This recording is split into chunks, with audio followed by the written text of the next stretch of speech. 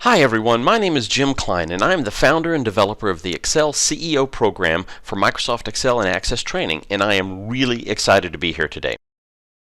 I call the company ExcelCEO because I really believe that you can become the Chief Excel Officer of your company if you take this training program. Now I want to give you just a brief history of the company just to give you a frame of reference of where I'm coming from this training program. Years ago, I couldn't find the people with the right Excel skills that I needed to work in my group. And I wanted to write a book where I could just give to the people on the first day of the company, and I could say, welcome to the company, the kitchen's over here, the bathroom is over there, and here's your Excel book. I want you to go through this entire Excel book, work every example, do everything exactly as I lay out in the book, and once you finish that, then you'll have the Excel skills to work in my group. Now, I honestly thought it was going to take 2 or 3 months to write this book.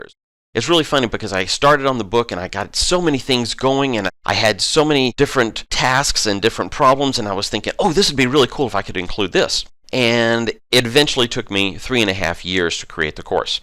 I started selling the course online in 2007, and we have just been expanding since then. So unlike most training courses out there, I created this one all from scratch. I started giving this Excel Tips and Tricks webinar in 2014 to expose people to some of the things that I teach in my full course, and I have had so much fun putting it all together, and I hope you'll enjoy it too. Now in this webinar, I'm going to show you a whole bunch of Excel tips and tricks that will make your life in Excel so much easier. And I do want to tell you that I have a lot of material to present here, and I only have 1.5 hours to go through it, so I'm going to be going through it really quickly. What we're going to do is we're going to open an Excel file, and I'm going to take you through a couple of projects. The Excel file is located at www.excelceo.com/sales2013.xlsx. So if you input that address into your browser, you can download the file directly from excelceo.com and you can work along with me. Now my goal today is to expose you to as many Excel tips and tricks as I can in the 1.5 hours that I have. I actually could spend the entire time just on VLOOKUP, but we just don't have the time to do that. And that's one of the good things about doing this webinar is that we're recording it. And as it's recorded, you can go back over it time and time again if you want to review any of the concepts that I teach herein. You can also register for the complete course, which is worth 40 hours of CPE credit, continuing professional education credit. We're certified in the QAS program by NASBA. And you can read more about that if you go to our website at excelceo.com and click on the CPE tab. Now, after this webinar, if you decide to register for the full course, I'll show you how you can get it at half price. Now, the normal price of the full 40-hour course is $299, but at the end of the webinar, I'm going to give you a promotion code where you can get it for half that price. You can use this code for yourselves and your team, but I'm going to talk about that at the very end. All right, well, let's go ahead and get started. Now, typically, when companies are interviewing people for their Excel skills, they ask 2 questions. The first one is, can you do a VLOOKUP? And number 2, can you do pivot tables? And they should be asking a third question, and that is, can you do nested if logic? Now, we're going to be doing all of these and a whole lot more today, and we're going to have a lot of fun doing it. Now, I honestly believe that we learn best when we're doing projects, and today we're going to be going through 2 projects. So if you'll go ahead and open up that sales2013.xlsx, and let's click on the Names tab. Now, over here on the Names tab, we see that we have a spreadsheet with just a simple list of names. Now these names are in last name, comma, space, first name format. And your objective here is to take these names in a last name, comma, space, first name format and write one formula that will break it apart and put it back together again in a first name, space, last name format.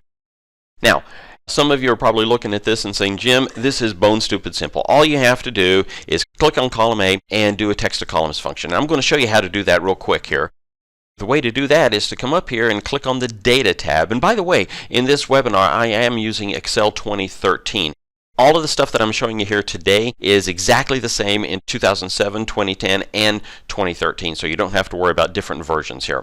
So what you do is you click over here on the Data tab, highlight the entire column. Let's go over here to the Data Tools section and click on this icon over here called Text to Columns.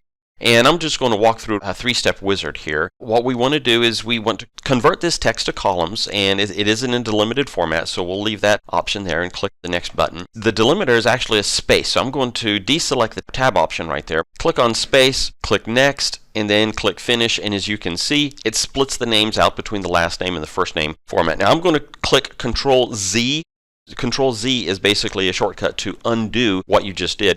I don't want to do that because what happens many times is data like this comes from a database like SQL Server or Access or Oracle or some other type of database. And many times the data is going to be refreshed. You can actually link this data to the database, and if you want to refresh it, all you have to do is right-click and refresh. If you break it apart like that, like I showed you doing the text to columns procedure, then it's going to break that link, and that's what we don't want. We want to keep the data intact. In fact, that's what I teach in most of my courses. Whenever you get data from some other type of data source, you want to keep it intact. Don't mess with your raw data. You want to write formulas around it, and that's what we're going to do now. Now, the easiest way to start this project is to break out the last name first. So I'm going to click over here on cell B1, and I'm going to type last name and enter. And I'm going to go down. The name of the function that we're going to use right now is called the left function. So I'm going to type equals left, open parentheses. And as you can see, when I start typing the left function, there's this little screen tip over here that shows you the different arguments that are available in the left function. And we can see that there's two arguments here separated by commas. The first argument is text, and that one is in bold. That's the one that we're working on right now. The next one is the number of characters. So the text basically says, what text do you want to use in this function? Well, the text goes over here in cell A2. So I'm going to click on cell A2 and type a comma. The next argument is the number of characters. From the left, how many characters do we want to return? Well, you look at that very first name, Bison, B-I-S-S-O-N. There are 6 characters in there, so I'm going to type the number 6, close parentheses, and enter. And as you can see, it returns exactly what I needed right there. So the first trick I'm going to show you, or another trick I'm going to show you, is to copy down this formula. You see that small little green or black box over there in the bottom right-hand corner of the cell. Click on it and drag down for a few cells and release. What that does is it copies the cell. Instead of typing Control C and dragging it down, you can just drag down that cell. And as you can see, it works very well for some of the cells, but not for all of them. Look at the very second one here. Jewel, J-U-W-E-L, comma. That name has only 5 characters in it, but the formula says to return the left 6. So what we need is some type of anchor in column A. An anchor meaning a character that appears in every one of the names there. And that common character is the comma. So let's go ahead and insert a column over here. I'm going to click on my Home tab over here, click on the Insert key, and I want to insert a sheet column there. And we're going to call the name of this column Find, because that's the name of the function that we're going to be using. So what I want to do is I want to find the position of the comma in each one of these names. And if I know the position of the comma, then I can incorporate that into my left function to get just the last name. So let's go ahead and do that. So I'm going to type equals find open parentheses. What's the text that we want to find? We want to find a comma, and since it's not a number, we've got to put it in quotes. So I'm going to say quote, comma, quote, and then comma to go to the next argument. The next argument is within text. Within text is cell A2. So find the comma in cell A2. Let's close our parentheses and enter. And we see in Bison, comma, space, Raymond, the comma is the 7th character. Let's copy that formula all the way down to the formulas that we copied down previously. Now I want to come back here, and instead of saying the number 6 in my formula here, I'm going to highlight that, and I'm going to instead say, give me whatever is in cell B2 minus 1. 7 minus 1 is 6, and it's going to work for all of the other formulas also. We'll click Enter. I'm going to copy and drag that formula all the way down, and we look to see it's working just perfectly. All of the last names are being brought in just exactly like what we wanted.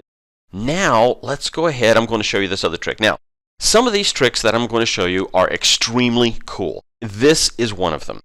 Now, there's a lot of people who have been using Excel for a long time, and they don't know this trick. So this is something that you want to pay attention to. We don't know how many names we have in this list. Actually, I'm going to tell you, we've got 1,000 names in this list. And there's a lot of people who already know how to use the data fill function. And that's the functionality where you can place your cursor over the data fill button. It turns to a plus sign and you drag it down.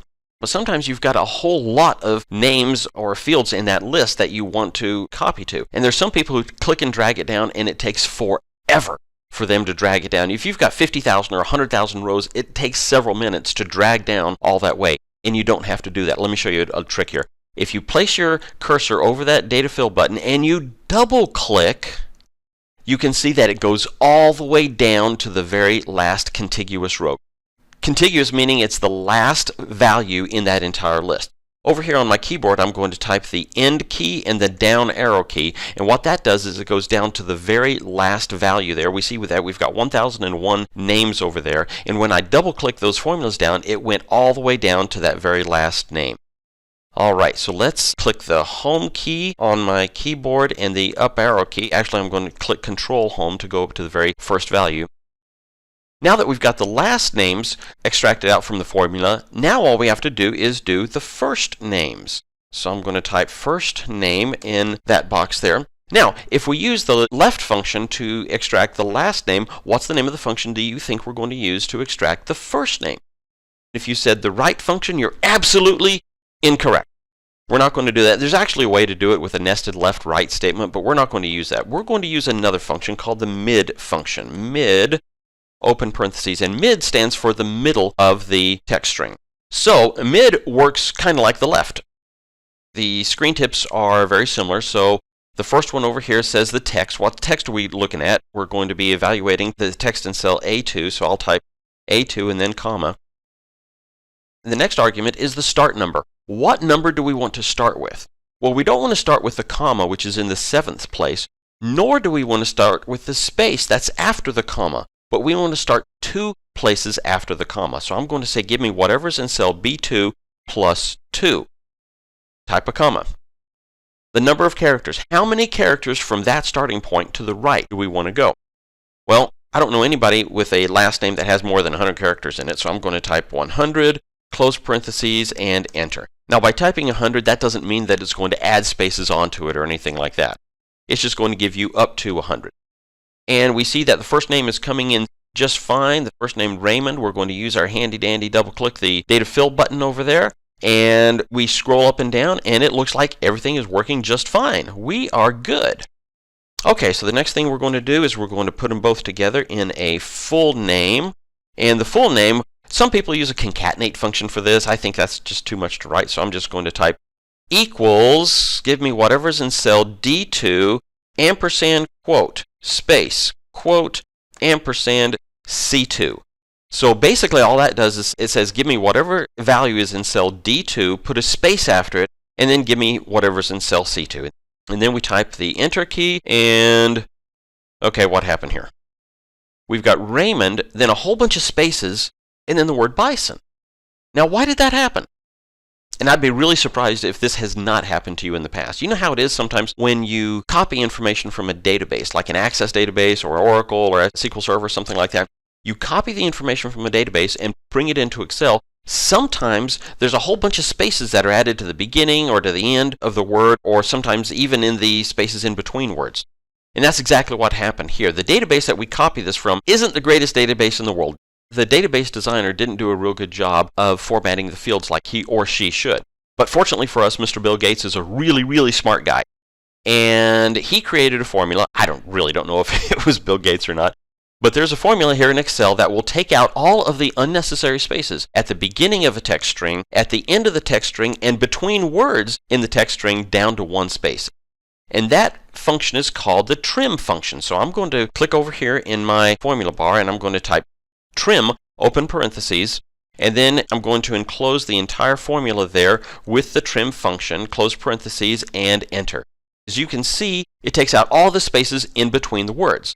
Now let's do our double click the data fill button. I'm going to give myself a little bit more space. We look at that and it looks like everything is working great. Except let's look at some of these names here. Look at David Olson. You see how Olson is in all caps? And you may do this also when you're typing information into the internet or something. Some people like to use all caps. Well, sometimes in a spreadsheet you want to cut down on the real estate used on your spreadsheet. You want to make it as small as possible, and it's a whole lot smaller if you do everything in lowercase. But lowercase really doesn't work either because this is a proper name, and the very first letter of a name generally is capitalized. So fortunately for us, Mr. Bill Gates created another function over here, and this function is called the proper function. And the proper function does just that. It puts text in a proper case, meaning the first letter of the word is capitalized and all the rest are lowercase. So I'm going to type proper, open parentheses, go to the end of my formula there, close parentheses, and enter. Doesn't make any difference right there on Raymond Bison.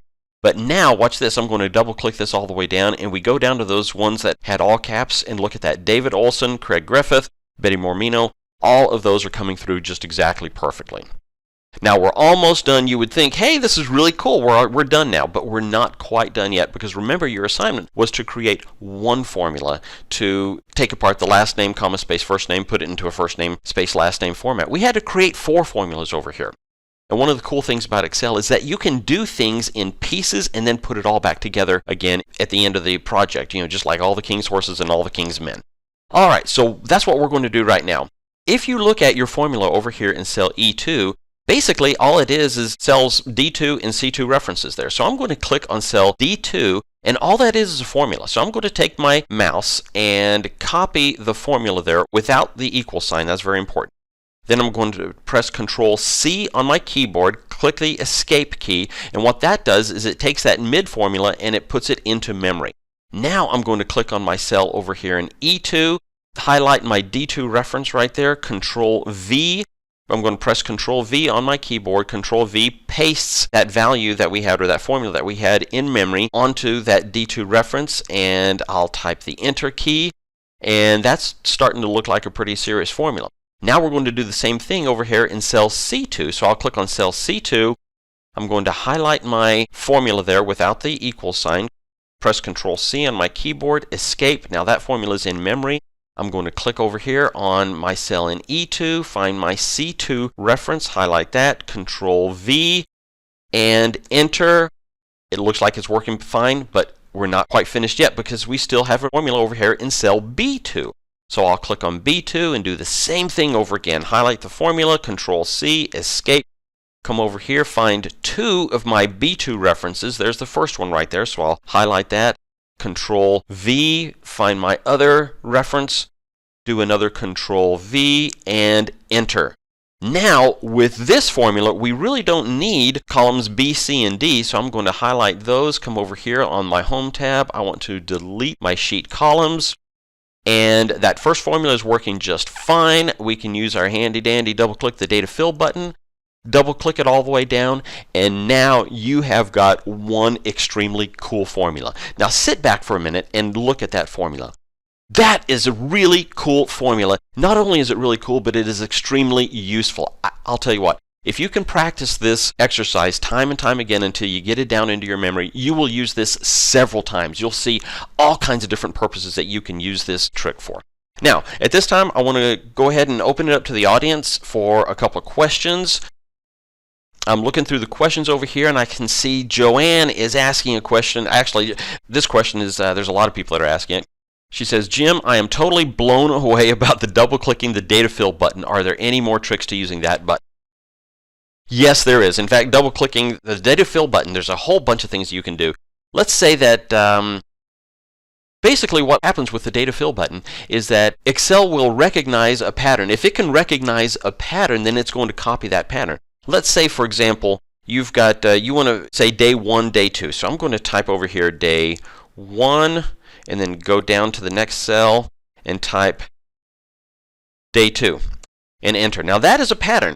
The next cell that you should copy down, it would probably be day 3, day 4, and so forth. But what you can do with the data fill button is if you take your cursor and you highlight both of those values there, put your mouse over the data fill button and start to drag down, and you look over there on the right hand side, you can see the screen tip that says day 9, and you can click all it, drag it down to day 16. As soon as you release it, it automatically fills those things in.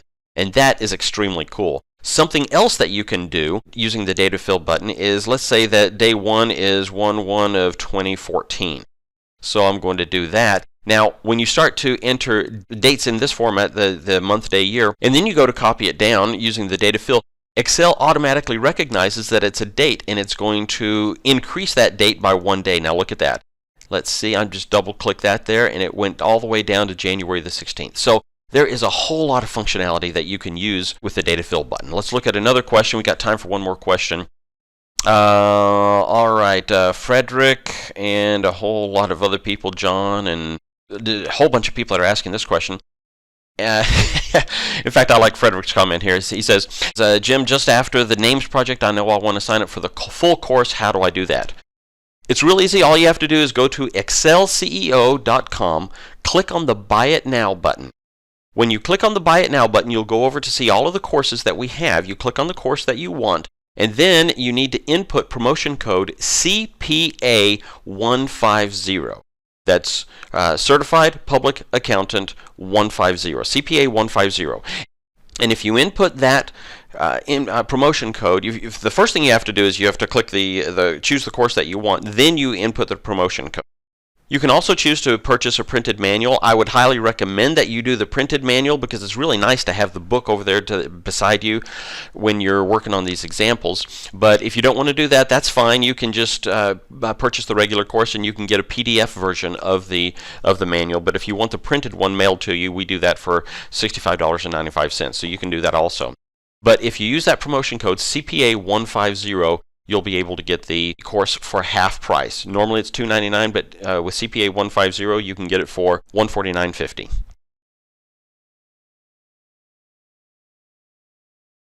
All right, let's go on now to our next project. The next project that we're going to be doing is calculating bonuses, and I think this is a really fun project. Now, in order to do this project, I've created a fictitious company.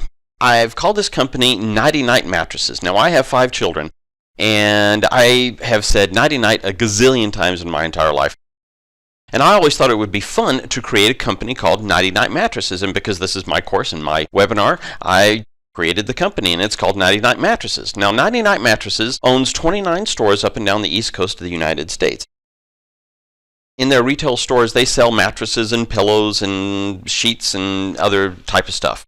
And your job in this next project is to calculate a bonus. Now I'm going to click over here on the Assumptions tab and basically explain how the bonus works. In order for a store manager to make a bonus, they look at this schedule right over here. And if you look at this schedule, it says basically that in order to receive a bonus, you have to make 100% of your budget. If you make 100% of your budget, you get 0.5% in the form of a bonus. And this is 0.5% of all of the revenue, all of the sales that you had at that store.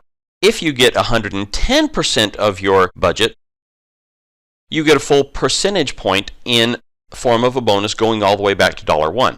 And if you get 120% of your budget, you get 1.5% in a bonus, again going all the way back to $1. So it is definitely worth the store manager's time and effort to make sure that he makes at least 120%, because that's where he gets the biggest bonus. All right, now this is an actual project that I created several years ago in my regular job. And out of all of the projects that I've ever done, I think this is the one that has given me the most kudos. This is the one that I have got most feathers in my cap for because it really helped out the company. In fact, it saved the company about $700,000 a month after I did this project. So this was a project that's been near and dear to my heart. So let me go through each one of the tabs. This first tab over here is basically the bonus structure, saying you meet 100%, like I explained before. You make 100% of your budget, you get 0.5% of all your revenue in a bonus, and so forth. This next tab over here, let's click on the sales tab, and this is basically all of the revenue that the store has made. Each store has a store number. The month over here is self-explanatory. The year is all 2013. But each store has a store number. And the next columns are the revenues, the mattress revenue, the pillow revenue, and all the other revenue. And what you need to do is compare the total revenue to the budget and figure out what percent of the revenue the budget is. So you would just divide the total revenue by the budget and then look up the bonus over here in the Assumptions tab to see what percentage that they make and then calculate the bonus. So that is your job that you're going to do right now. So let's go ahead and start these calculations. Alright, so the first thing that we need to do here is to calculate our total revenue. So I'm going to type up here in cell G1 total rev, enter. And this should be a formula that everybody should know how to do already. It's a sum function. We're going to type equals sum, open parentheses, and we're going to tag mattress revenue, pillow revenue, and other revenue, close our parentheses, and enter. And we've got $145,947, right? Now we're going to use our data fill functionality right there. Double click the data fill functionality to copy that down, and it looks like everything's copying down just fine. Now at this point, I want to draw your attention over here to this area of the screen. This area of your screen is called the status bar. And as you can see, we've got different calculations, different statistics that are in this status bar. We've got an average, a count, and a sum.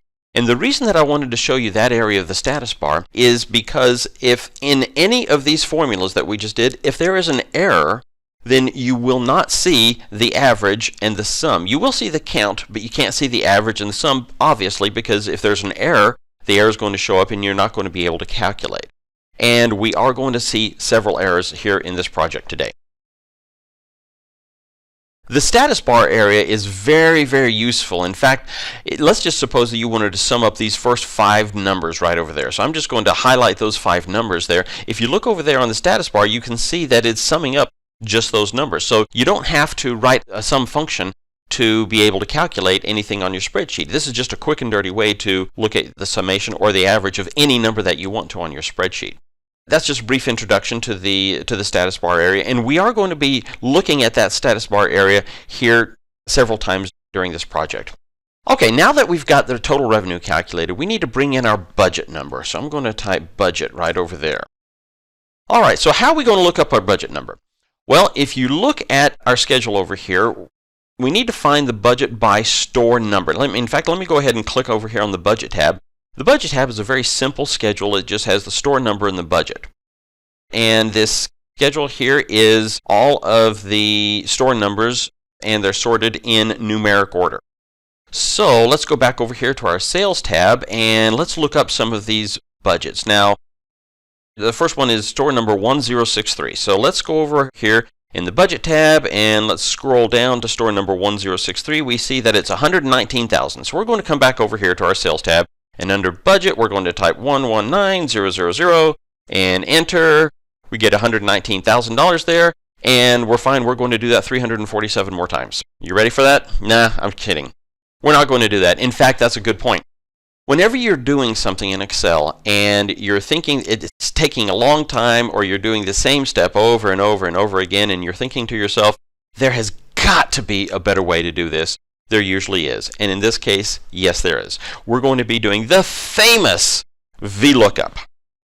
The VLOOKUP function is probably one of the hardest functions to wrap your brain around. But once you get it, it can open up worlds of things that you can do. So let's go ahead and write a VLOOKUP function over here. Okay, so instead of the 119, just hard coding that in there, I'm going to type equals VLOOKUP open parentheses. And we look at our screen tip over here, and we see the first argument is lookup value. Well, the lookup value is going to be the store number. So I'm going to click on cell C2, type a comma. The next argument is the table or array. That means the database. A VLOOKUP is kind of like a phone book. Now, for those of you who are a little bit younger in the audience, a phone book is something that, other than sitting on when I was a little kid, we used to look up phone numbers. You would look up the last name and the first name of the person that you're trying to find the phone number for, and you'll see their address. Then you can go all the way over to the right, and it would give you their 7-digit phone number. That's when we didn't use area codes. But a VLOOKUP works just like looking up numbers in a phone book, because that's what it does. The V in VLOOKUP stands for vertical. So the information has to be in a vertical format, which it is. So now all we have to do is to go over to the phone book. Now the phone book is going to be the budget tab. So I'm going to click on the budget tab and scroll back up over to the top. And now what I'm going to do is I'm going to highlight the entire database that we're going to be looking up. Now it's very important that the store number appears in the left column. You see over here in our formula, C2 is the store number, so that's got to be the leftmost column. So I'm going to start with the leftmost column and click and drag all the way down to highlight all of the stores and their budgets in this database here. Now, if I were to leave my formula just like this, it would work for the first couple or 3, but then I would start to get a few errors. And the reason for that is if you look over here at this range, A2 to B29, the cool thing about Excel is that if you copy this formula, just like it is right now, down one cell, that range would change because Excel changes the ranges in the cell in the direction of the copy command. So if it copies down, it's going to change that range from A2 to A3 and B30, A4 to B31, and so forth as you copy it. But in this case, we don't want that. We want that range, A2 to B29, to stay static. It's called an absolute reference. And the way to do the absolute reference is to put $ in front of the column reference and the row reference, in front of the A, the 2, the B, and the 29. And one quick way to do this is to click F4 on your keyboard. So I just clicked F4 on the keyboard, and you see that it puts the $ around the A, the 2, the B, and the 29. So at this point, when we copy it down, that range is going to stay fixed. There's another way to do this. You can do a named range, but that's outside of the scope of this webinar. Let's type a comma and go into our next argument there, the column or index number. In this database, which is the number that we want to return, or where is the number that we want to return? Is it in the first column, the second column, the third column? In this particular example that we're doing, it's in the second column. So I'm going to put 2 and then type a comma. Now, this last argument here is probably the most difficult one to wrap your brain around. And basically, this is a range lookup value. In this value, you can have one of 3 different values. Number 1, you can leave it blank, or you can type true. If you do that, it's going to give you an approximate match. If you type the word false, it's going to give you an exact match. And I can tell you right now that 99.9% of the time when you're using a VLOOKUP function, you should be typing false, because you want to find an exact match. In fact, if it doesn't find an exact match, you want to see the error. If you look at store number 1234, and store number 1234 doesn't exist, it's going to give you 1232 or 1233, or the closest one to 1234. We don't want that approximate match. We want an exact match, and if it's not an exact match, we want an error. So I'm going to type false in here, close parentheses, and enter. And we see that we get the same number that we looked up before, which is $119,000. Now, this $119,000 is not quite in the right format yet, so I'm going to show you another trick over here that we can use. I'm going to click on the total revenue cell over there, 145. That has the right format. We want that comma separator in between the $1,000 figures. So I'm going to click on that, and I'm going to use this Format Painter icon over here. The Format Painter icon is basically an icon where you click on a source cell, click on the Format Painter, and it copies the formatting of that cell, not the contents of the cell, but the formatting of the cell. It'll copy that, and then you click on the destination cell. So I'm going to click over here on my Format Painter icon. If you see, I put my cursor over to cell H2. You see that little paintbrush there, and I'm going to click on that, move the cursor out of the way, and you can see that it is now $119,000. So it looks like our VLOOKUP function is working just fine. I'm going to use the data fill button over there, and I think everything is just fine. We can go on to the, well, hold on a second. Let's not go on to our next one, because look down over here in the status bar. Remember over here we used to have the average and the count and the sum? Right now we only have a count. Why is that? It's because we've got an error in there somewhere. So we've got to scroll down a little bit. Okay, there's one error, there's the second error. Now what could possibly be wrong with this one? Well, let's look over here. The function looks like it's working right, but it's trying to look up store number 1021. And this error message down here is also trying to look up store number 1021. So apparently we've got a problem with store number 1021. Let's click over here on their budget tab. And since all these are in alphabetical order, let's look for store number 1021. Well, it should be right in here somewhere, but we see that it ain't there. You see, I'm from Texas, and I can say the word ain't. It, on the back of my driver's license. It is legally permissible for you to say ain't in Excel presentations. So we look at there, and we see that store number 1021 ain't there. So at this point, we get on the phone with our manager, and manager's name is Carol.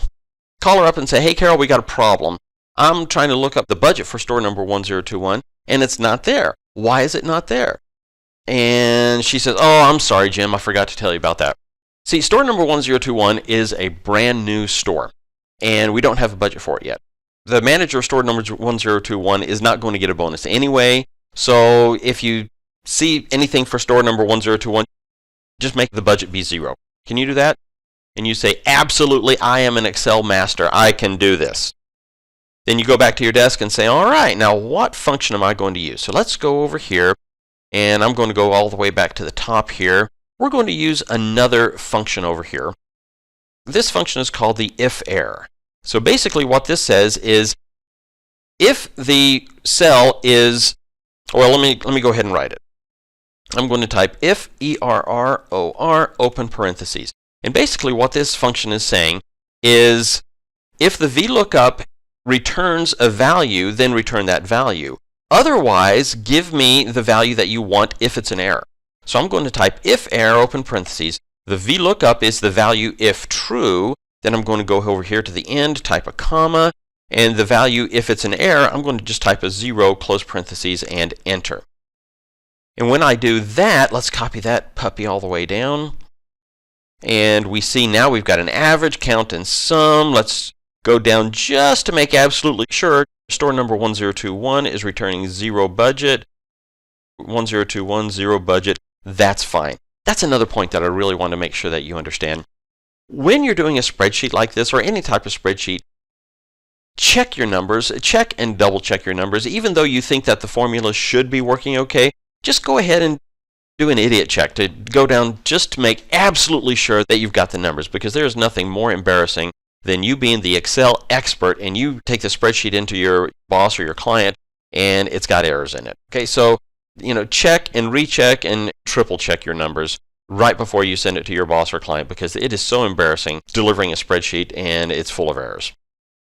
All right, so the next thing that we want to do over here is we need to calculate the percent of the budget. So I'm going to say budget percent is this column over here. This one is a real easy one, because all we need to do is divide the total revenue by the budget. So I'm going to say equals G2 divided by H2. That should be a real easy one, right? Okay, we see that it returns 1.226443. I'm going to format that as a number. I really like using this number grouping up here, so I'm going to click the percent sign over there, take the decimal places to 1, and usually when I'm formatting something as a percent, I like to format it as a percent with 1 decimal place. I do that, and I double click that all the way down. It looks like everything is working fine, but then I go down here to my status bar, and I see I've got another error. What is that? So let's start scrolling down again. Okay. Wouldn't you know it, it's our store number 1021, our problem child over here. It looks like we've got another type of error message. This is a divide by 0 error message. Basically what this is saying is that it is mathematically impossible to divide any number by 0. You can't do it. So you got to solve for it. Let's go ahead. On this one, let's write a simple if statement. I'm going to say if the number on the bottom, or if the budget number is 0, then return a 0, else do the calculation. And we can just edit our formula right here very easily for that. I'm going to say if, open parentheses, H2 is equal to 0, comma, give me a 0, else do the calculation, G2 divided by H2, close parentheses, and enter. Let's click that all the way down and see if it works. We got an average, we got a sum. Just to make sure, let's look at our store number 1021 problem child. We're good there. We can go on to the next one. Now, this one is the fun part. We get to actually calculate the percentage. Remember over here, we need to find out this 122%. We need to find out what kind of a bonus in this schedule it gets. Now, this one, they should be getting 1.5% because 122% is more than 120% of their budget, right? So let's come up here. I'm going to title this column bonus percent. We're not going to use a VLOOKUP in this. I'm going to show you another function that a lot of people don't use. It's called just a simple lookup. Equals lookup, open parentheses. We're going to look up this value, the value in cell I2, give me a comma, and we're going to look it up in a lookup vector or array. The vector or array is over here on the Assumptions tab, and I'm going to highlight just the percent of bonus and the bonus percent right there. And we need to absolute value that, close parentheses, and enter. In fact, that was not an absolute value, it's an absolute reference. There's a difference between absolute value and absolute reference. Let's go ahead and format this as a percent with 1 decimal place. We're going to double click that puppy all the way down. We've got average, sums, counts. Let's make sure that this is calculating at 0. So basically, in this, we should only have one of 4 values. We should either have 0.0%, 0.5%, 1.0%, or 1.5%. And a real quick and simple way to do this is to use a data filter. So I'm going to click on my data tab over here. So if I click on my filter icon over there, and then I come over to my bonus percent column and click on my drop-down menu, it shows me all of the values that are in here. And in fact, it's only giving me 4 values, 0.0, 0.5, 1.0, 1.5. We'll cancel all of that and turn off our filter. We're ready for the really fun part now. We are going to calculate the bonus dollars. The reason I like to use this one is because you get to see how much money people are making. That's a lot of fun to do. All right. So now this one is just a real simple calculation. We're just going to take the bonus percentage multiplied by the total revenue, right? No sexy formula or anything that we have to do in there. It's not formatted quite right, so we're going to use our handy dandy format painter icon to format our bonus numbers over there. I'm going to double click that all the way down. We see that we have $321,694. Let's go back over here to the Assumptions tab, and I want to make this a little bit prettier over here. I'm going to say total bonus, and then come over here, and I'm going to actually sum up, so it's going to be equal sum, open parentheses. I'm going to sum up everything in column K in my Sales tab, because there's nothing below column K, so I don't have to worry about anything being below that or it capturing anything summing there. So I'm going to close my parentheses and enter. I see that I've got 321,000. Let's go ahead and format that baby right there. And 321,694. I want to make it look pretty. That's another thing I can say because I'm from Texas. I can say pretty. Have it bold, and we're done. Look at that. We have now calculated the entire bonus. $321,694. We are really proud of our project now. So now we take this spreadsheet and we walk very proudly into Carol's office and say, Carol, I have completed this project. I have calculated the bonus for every store, every month for the entire year 2013. And it comes out to $321,694. And she says, Jim, this looks fantastic.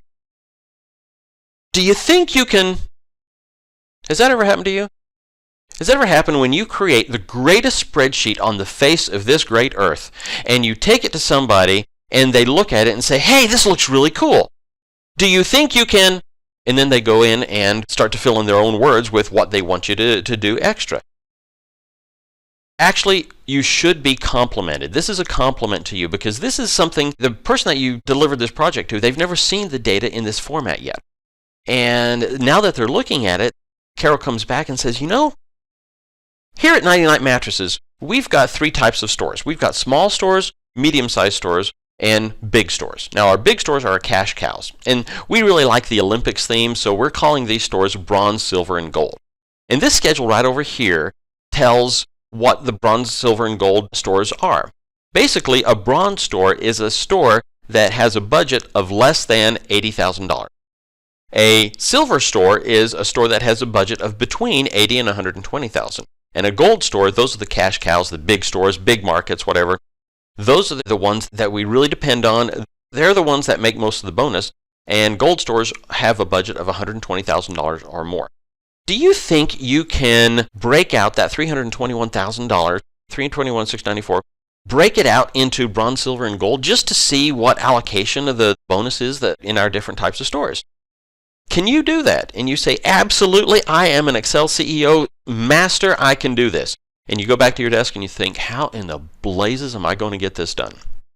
Well, let's go over here and look at the Sales tab here. In the Sales tab, we've got, remember, we did the VLOOKUP, so we know the budget for every store. So really, all we have to do is write some logic over here to tell what type of store is each one of these budgets, and then we can do another function to bring it all together. So over here in cell L1, I'm going to type the word type for store type.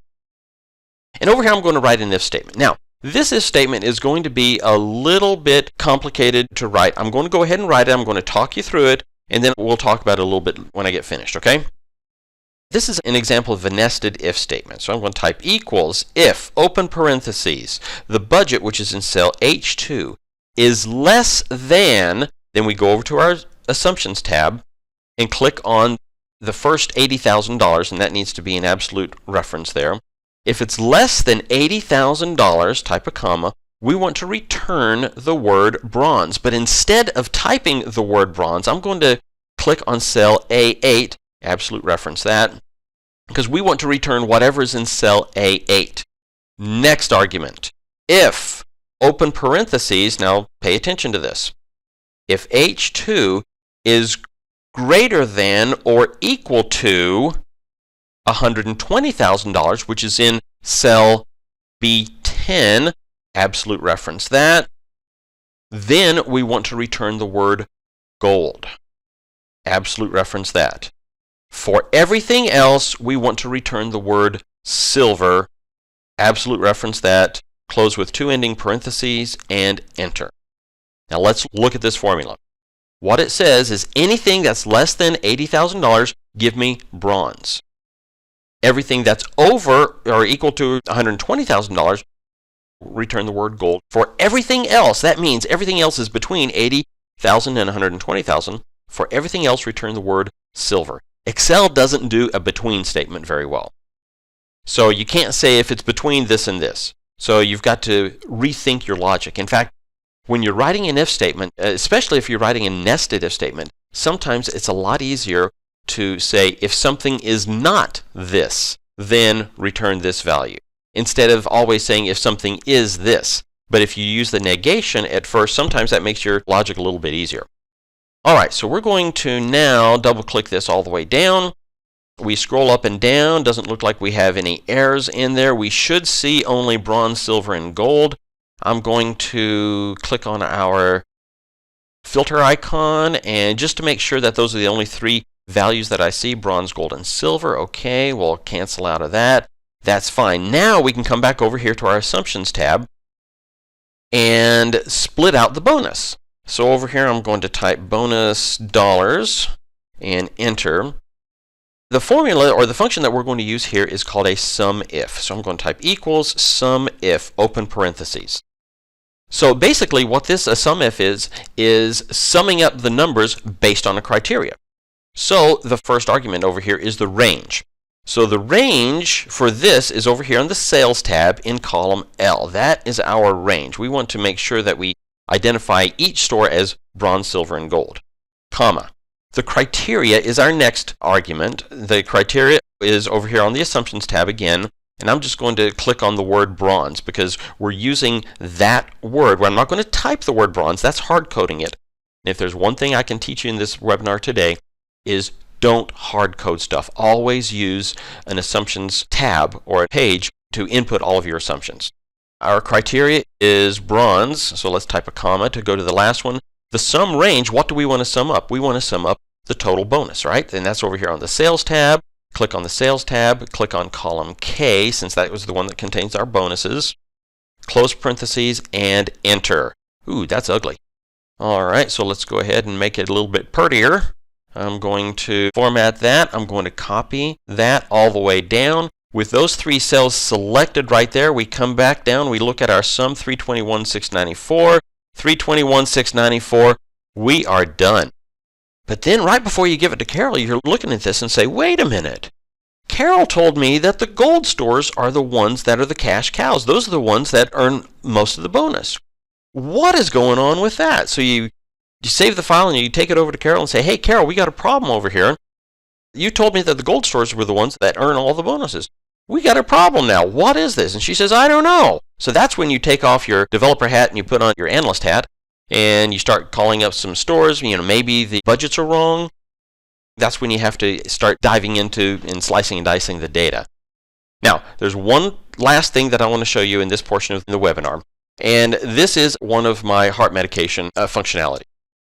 I'm going to show you something now that is so extremely cool that if you have some problems and you get really excited about this kind of stuff and you got some heart problems, I encourage you to take your nitroglycerin right now. This really cool thing is called a spinner button. Now, spinner buttons is something that you've used before. You've used them on the internet. You've used them in different programs. In fact, if you've ever used the Format Cells dialog box, you've used a spinner button. And I'm going to show you how to use a spinner button. Now, a spinner button, all it is an up and down arrow. You click on the up arrow one time and it changes to 1, 2, 3, 4, and you click on the down arrows and it goes 3, 2, 1. All right, that's all a spinner button is. So let me give you a little bit of a background over here about 99 mattresses and our bonus structure.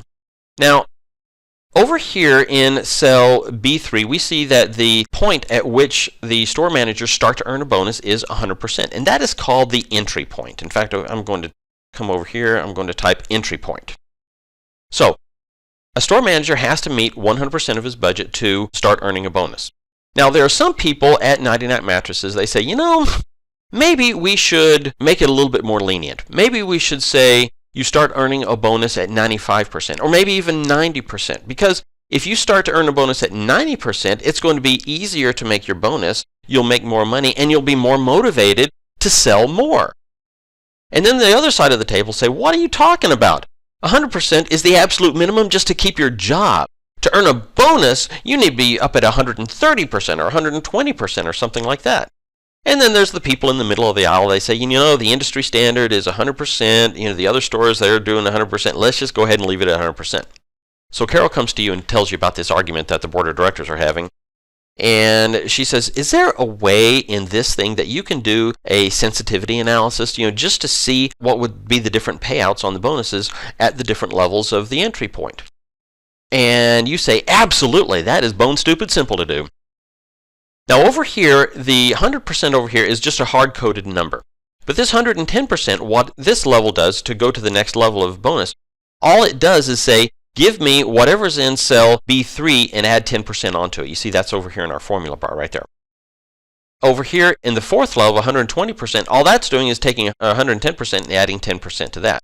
And 99 Mattresses said, we want to keep that structure just exactly the way it is, but we want to have the ability to change around our entry point to see how that would react. So we want to keep that 10%. So if we change our entry point to 90%, then the next level would be 100%, the next level would be 110%. All right? And a really cool way to do that is by using a spinner button. Now, a spinner button is the functionality that you're going to find over here on the Developer tab. Let me show you how to show or display the Developer tab. On your version of Excel, you probably don't have the Developer tab, so I want you to pay attention here. I'm going to show you how you can make that appear. If you click over here on the File tab, you can use the File tab in 2010 or 2013. And if you're looking at this in 2007, you would use the Office button. Then you come down here to the Options choice there, and you see that the Excel Options dialog box appears. What I want you to do at this point is click on the Customize Ribbon option over here, and then all the way over to the right, you'll see the Customize Ribbon section, and you can see all of the different tabs that appear in your spreadsheet. You will probably see that the Developer tab is not checked. So all you have to do is check the Developer tab, click OK, and then you'll see the Developer tab up here. Now let me go ahead and click on the Developer tab here. And you can see all of these really scary icons over here. The add-ins and COM add-ins and properties, expansion packs. The only one that I want you to worry about right now is over here under Controls, the Insert icon. So I'm going to click on the Insert icon. And you see the Insert icon is divided up into a couple of different sections. You've got Form Controls and ActiveX Controls. In the Form Controls, this button right over here, I'm going to hold my cursor over that, and you can see that the screen tip says Spin Button. So I'm going to click on the Spin Button, come back over here and draw a rectangle next to the entry point. Let's go ahead and resize that and make it a little bit prettier. And all we've got is an up and down arrow. I click outside of that. Now, when you first create that object there, you see those square handles that are on the corners and the sides. That basically tells you that that object, and this is an object, that it is selected. If you click outside of that, it goes away and it's ready to use. Now, I can click on the up arrow, I can click on the down arrow, and it doesn't do anything because we haven't told it what to do yet. So let's go ahead and go into the Format Control. I'm going to hover my cursor over that, right-click, and then click on Format Control. The Format Control dialog box opens up, and you need to be on the Control tab. The current value, we're going to play around with these numbers over here. Instead of 1, I'm going to say 100. The minimum value, we're going to leave that as 0 because we don't want it to go below 0. You're not going to have negative entry points over here. The maximum value, I'm just going to type 200 over there because we don't want it to go past 200. The incremental change means every time you click on the up or down arrow, how much does it move by? And it would be 1, which is fine. The link cell, I'm going to click inside the link cell, and then I'm going to click in this cell, E3, right behind the spinner button, and then click OK. Click outside of it, and you can see, in fact, I'm going to move that out of the way a little bit so you can see that it says 100 there. I click one time on the up arrow on the spin button, and it moves to 101. Click on it a few more times, goes up to 105. It goes down. I can take it down 95. I can take it all the way down to 0. Let's go ahead and take it back up to 100. And now, instead of saying 100% over here, I want to say equals, give me whatever's in cell E3 divided by 100 to turn it into a decimal. And it looks like everything is fine, but now watch this. Every time I click on the up arrow or the down arrow, you're going to see all of these numbers move. Now, if I click on the up arrow here, I take it up to 101%. Do you think your total bonus is going to go up or down? Think about that for a while. If you click on the up arrow, it's going to go up to 101, which is harder to reach than 100, so your total bonus should go down. Let's see if that works. Click on that spin button, and look how cool everything changes. With each click of the button, you can see the total bonus, the bonus with our sum if formulas right over there. Every time you click on it, it changes. In fact, you can click on it really quick. Take it down to 95. It went from 321 to 341 at 95%. Obviously, it's easier to make. You're going to be paying out more in bonus. And hopefully, you're going to be getting more in revenue there. All right, let's take it down to 90%. Now, I'll tell you what. This functionality is so cool. I created it for one of the officers in my company. And a couple of days later, he came back to me and he says, Jim, I'm using those spinner buttons so much they're starting to fade. Just like the people who type a lot on their keyboard or type on their phone. Let's go ahead and take this back up to 100% over there. All right, so let's go ahead and let's open it up for some questions from the audience. I'm seeing over here that somebody's asking, can you show us again how to display the developer tab? Yes, I can do that. In fact, let me show you a couple other things over there. To display the developer tab, you click on the File button. You go down to the Options choice there, and the Excel Options dialog box appears. Now, there's a lot of stuff that you can do with Excel Options. You can change the name. Look at this first one, General. The username is Jim Cline. Well, if I wanted to change it to Joe Smith, I can do that. All I have to do is type Joe Smith and click OK. Now my computer's name is Joe Smith. Let's open up the Excel Options dialog box again. If you click over here on the Advanced, this is the one that I show people a lot. Lots of times when you're using Excel and you type a number and you hit Enter, the cursor goes down to the next cell because a lot of people enter information. I enter very little information. I manipulate information. I bring it in from database and I manipulate that. And when I press Enter, I don't want it to do anything. I want it to stay on that cell right there. But if you want to enter data, all you have to do is click this button over there. After pressing Enter, move selection down. Click that. Now, if I just hit the Enter key, I'm just hitting the Enter key, and every time I hit Enter key, it moves down. In fact, I don't like that, so that really bugs me, so I'm going to turn that off. Go over here, click on Advanced, turn that off, and click OK. So there's a bunch of stuff that you can do with the Excel options. So I encourage you, if you have a few minutes, to explore some of the options that you can do with the Excel options dialog box. All right, what's another question? Another question over here is, if I sign up for your complete course, how does it work? All right, let me talk a little bit about that. The complete course, again, is worth 40 hours of CPE credit. It starts you off at a beginning level. This is Excel 101. This is a cell, this is a column, this is a row. Now, for you people out there who are very advanced, I will tell you that I've put a lot of tips and tricks into chapters 1, 2, and 3. And if you go through the course, there's a lot of people say, Jim, I've got 25 years of experience in Excel. Do I have to start at chapter 1? And I'm going to say yes, and I'm not trying to insult your intelligence. I've got a lot of tips and tricks that even the advanced people, the people who have been working with Excel for 20 plus years, they come to me and say, Jim, I cannot believe it. I went through chapter 1 and I learned so much there. I never knew what I didn't know. So, especially for you advanced people, please go through, work every example, do everything, read every word, complete every task that I ask you to do. And that's all the time we have for questions. We're kind of running behind schedule now. So last thing I want to show you here is how to hide the contents of a cell. You see this 100? It really doesn't do anything. Let's go ahead and take it up to 105. We've got 105 over there. We've got it here and we've got it there. So we really don't need to see that cell right there. All right. So I'm going to right click on it. Go down to the Format Cells dialog box opens up. I want to hide the contents of this cell. And to do that, you click on the Custom tab over there. Under Category, I'm going to take out General and replace it with 3 semicolons. And if you do that and click OK, look what happens. That goes away. You can still see it up here, and you can see it down there. But you don't really need to see it over there in cell E3. All right, now the last thing I want to talk about today is pivot tables. Now, pivot tables came out with Excel 95, I believe, and I remember when they first came out, I thought I had died and gone to heaven. That was the coolest thing that I had ever seen in my life to do with spreadsheets. Before pivot tables, there was another functionality called data tables, and that was really screwy to use because you had to write a formula up in the upper left-hand corner and do some funky type of Control Alt G or whatever it was for it to calculate. But I remember when somebody first showed me pivot tables, they were just the coolest thing that I have ever seen. And that's the last thing that I'm going to show you today. Now, at the beginning, I told you that there were two things that companies usually ask for when they're interviewing people for their Excel skills.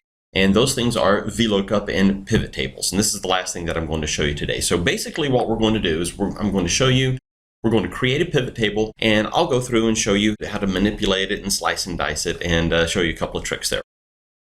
Now, in order to create the pivot table, we need a database. So the database that we're going to use over here is on the Sales tab. So I'm going to click over here on my Sales tab. And to create a pivot table, you have to be in either one cell within the contiguous range, meaning all of the rows and columns are all together, or you can highlight the entire table. I usually just click on one cell within the table. Then you come up here to the Insert button, click on Insert, and click on Pivot Table. And what happens is Excel automatically recognizes the range of the table. It assumes that if you've clicked on only one cell that you're going to use that entire range. So in this case, it says that we want to use the range A1 to L349, which is fine. We'll click OK. And then it automatically creates a shell of a pivot table. So let's go ahead and play around with the pivot table a little bit. Over here on the right-hand side, you see the pivot table field list. The pivot table field list basically tells you or shows you all of the fields that are available in your pivot table. And these field names are exactly the same as we saw on the Sales tab. So if you scroll up and down in this list, you see year, month, store number, mattress revenue, pillow revenue, all of that, all the way down to the type. You use these fields in this section down here. There's 4 different sections down here that you can use the fields in. You can drag the fields over here into a filters field, into a columns field, rows, or values. Values typically are the values that you're going to calculate, like the total sales or the count of the sales or the revenue that you're generating. The rows and columns and filters are used basically to slice and dice the data any way you want. Let me show you how that works. I'm going to click on Type over here and bring it down into the Rows field. As soon as I click and drag it down into the Rows field, over here on the left-hand side, you see that we've got the summary of the 3 store types, the bronze, silver, and gold.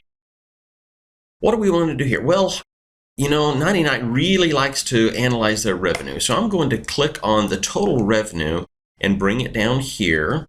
And you see that this, as soon as I bring my total revenue down, over here, the total revenue column shows up with all of the revenue that's attributed to the bronze, to the gold, and to the silver stores. They really like to look at budget, so I'm going to bring budget down here also. So we've got the bronze, silver, and gold row types, and then we've got the revenues and budgets. Now, these numbers are not quite formatted yet. Let me tell you about formatting fields in a pivot table. You can do it like you do it in Excel. I could highlight these cells right over here and right-click and bring up the Format Cells dialog box and format them exactly the way I want to. So in a pivot table, you have some different options on how to format fields. Let me show you how to do that. I'm going to come up over here to the Sum of Total Rev column, and I'm going to double-click it. When I double-click it, the Value Field Settings dialog box appears. And this box right down here, the Number Format button, I'm going to click that. And then you see the Format Cells dialog box comes up.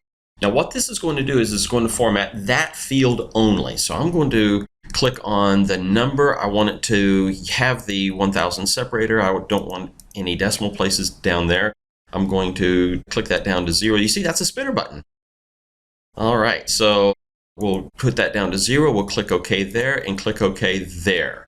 And now we see we've got the numbers formatted. They're a lot easier to read now. Let's do the same thing with the Sum of Budget field. I'm going to double click that, click on the number format, come up to my number option in the category, use this 1000 separator, take it down to 0, click OK once, click OK twice, and we've got that formatted now. Pivot table's starting to look pretty good now, isn't it?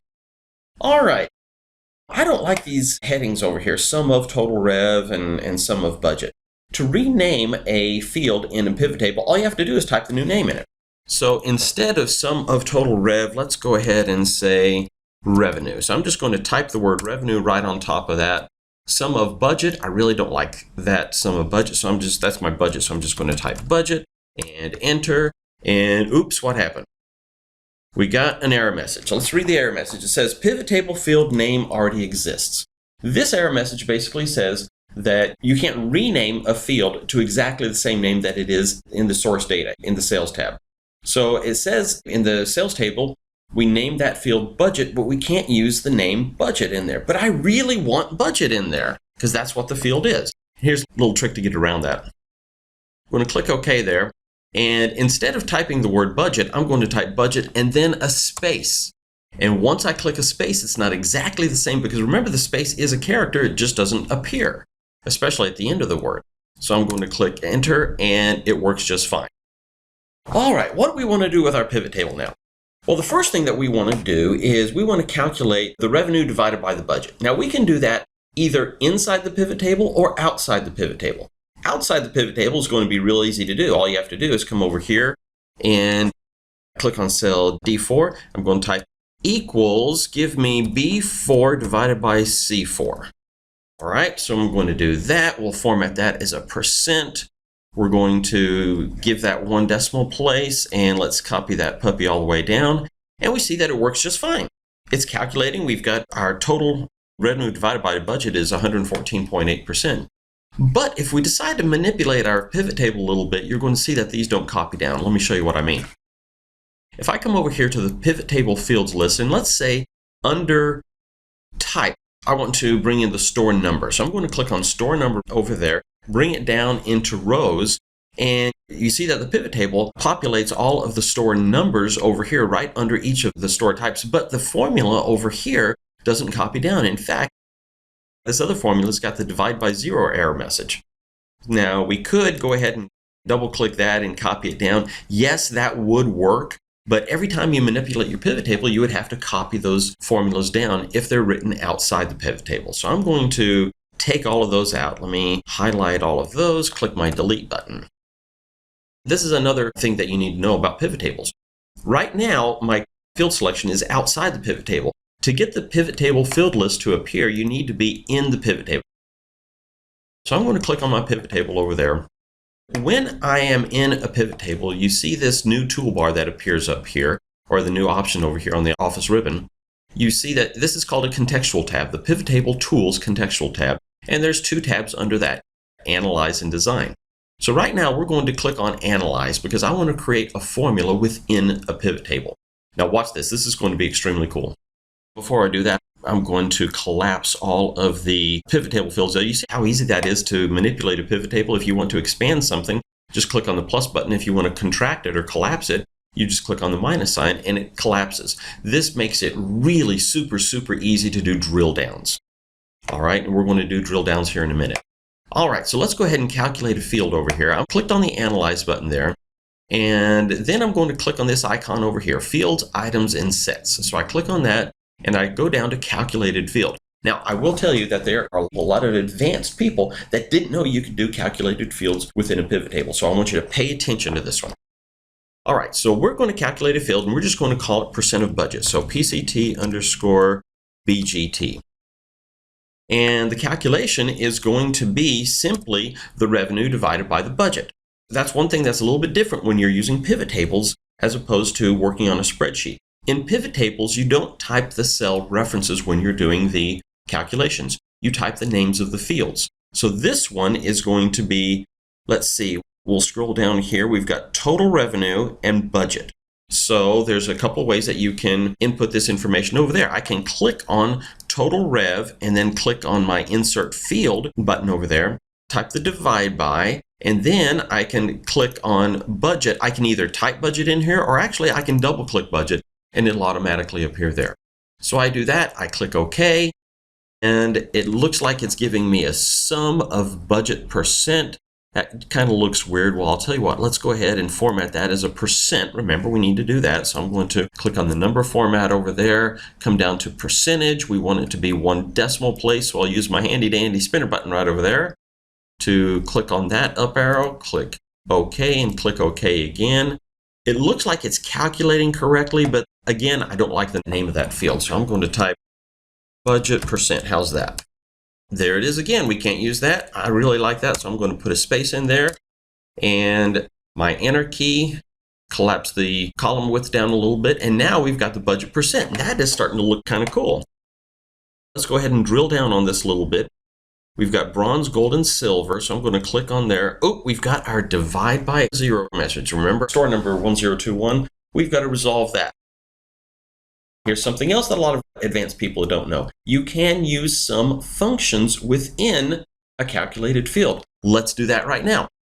Since I've got my Analyze tab clicked on right there, I'm going to click on Fields, Items, and Sets there, go into my calculated field, and this time I want to modify a formula. So I want to click on my percent of budget, and then over here we're going to use a simple if statement. I'm going to say if, open parentheses, the budget, and I can just type that in here, is equal to 0, then return a 0. Else, give me the calculation total revenue divided by the budget, close parentheses, and enter. And click OK. Now we see that it doesn't return the error message, and percent of budget calculation is working just fine. Last thing I want to show you about a pivot table over here is how to reorder things.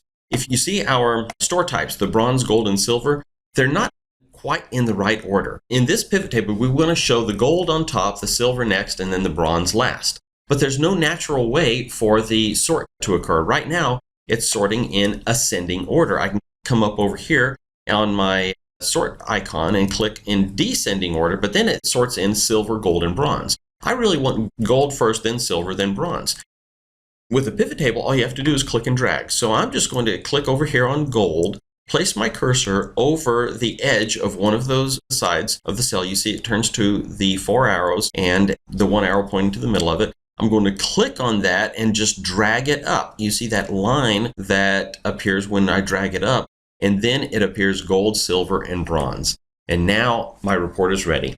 Now, that was just a real quick introduction to pivot tables. There are a gazillion things that you can do with pivot tables, but I do want to open it for some questions now. Now, here's an interesting question. This person says that I use pivot tables all the time. Never knew you could do calculated fields. Do you have any other cool tricks that you can do with pivot tables? Now, that is an interesting question, and there is something that I want to show you.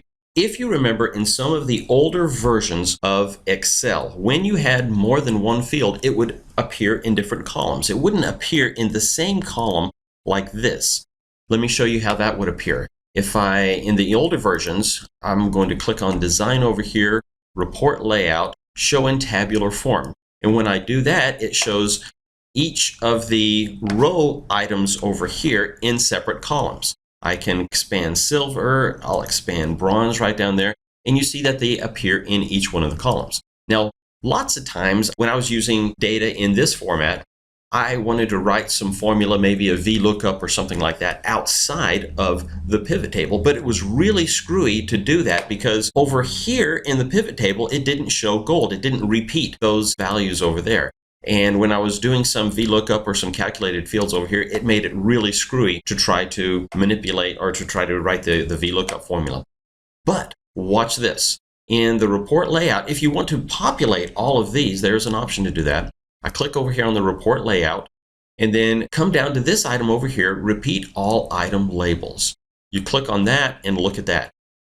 It populates everything. I thought that was one of the coolest tricks that you could possibly do.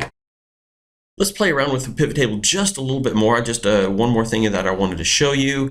Let's say that you wanted to analyze the store by quarter, or that you want to analyze all of this by quarter. So I'm going to bring month down here. I'll click on month, bring it down to the filters field, and release it. This is basically a filter that filters the entire pivot table. If I wanted to look at just January, I would click on January and click OK. And now it filters the entire pivot table for just January. If I wanted to look at the first quarter, I couldn't do that in previous versions of Excel, but now look at this. I can check this box that says select multiple items. I click that and checkboxes appear by each one of the months. I'm going to click the 2 and the 3, click OK, and now I can see that my pivot table is filtered for just months 1, 2, and 3. It is a little bit hard to read over here because the filter actually says multiple items, and if you just open up the pivot table, you don't know which items are chosen. You actually have to come in here and look at the items that are chosen.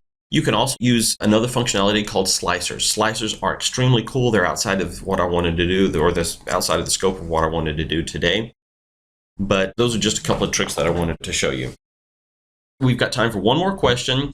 People are asking about the CPE credits in the full course. Do they have to complete all the 40 hours in the Excel course to get the CPE credits? The answer to that is no.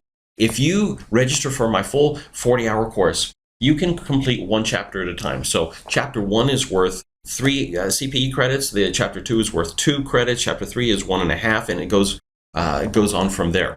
So however many CPE credits you need for your requirements, all you have to do is just complete up to that many CPE credits, and then you can wait until the next year to complete the rest.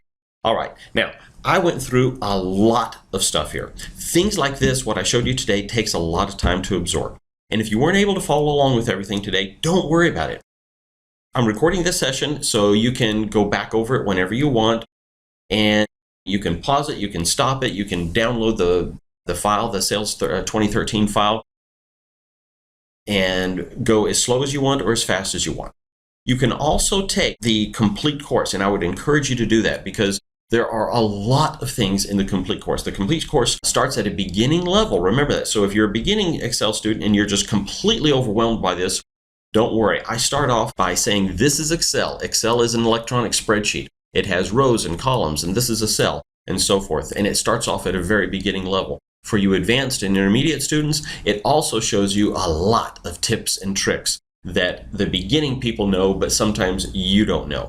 And it is so much fun. I get emails all the time from people saying, "This, Jim, I cannot believe what I've learned in chapter 1. This is just too cool."